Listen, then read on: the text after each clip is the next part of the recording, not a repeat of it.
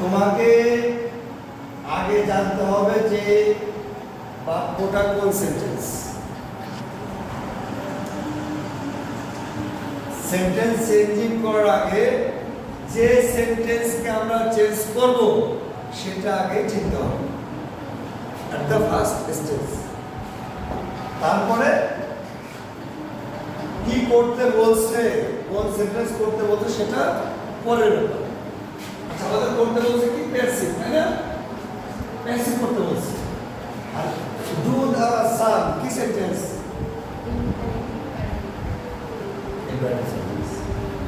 এখন আমি রুলস বলছিলাম যে ইম্পারেটিভ সেন্টেন্সকে অ্যাক্টিভ থেকে প্যাসিভ করতে হলে, ইম্পারেটিভ সেন্টেন্সকে অ্যাক্টিভ থেকে প্যাসিভ করতে হলে লেট বা অবলিক, লেট নট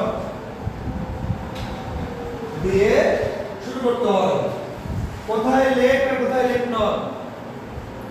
বাক্য যদি অ্যাফার্মেটিভ থাকে তাহলে লেট, আর বাক্য যদি নেগেটিভ থাকে তাহলে লেট লেট নট। আচ্ছা, প্রথম তাহলে আমাদের এটা অ্যাফার্মেটিভ আছে, দেখলাম লেট, তারপরে কি সাবজেক্ট, এখানে সাবজেক্ট দা সাম,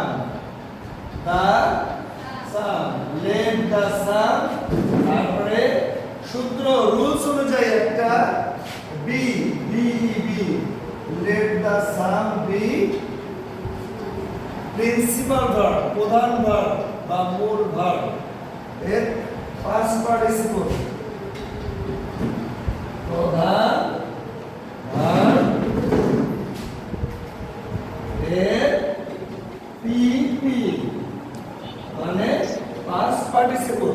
তাহলে ডুর পাস্ট পার্টিসিপল হলো do, did, done, D O N E, done. তাহলে আমাদের উত্তর কি দাঁড়ালো? Answer let the sum be done.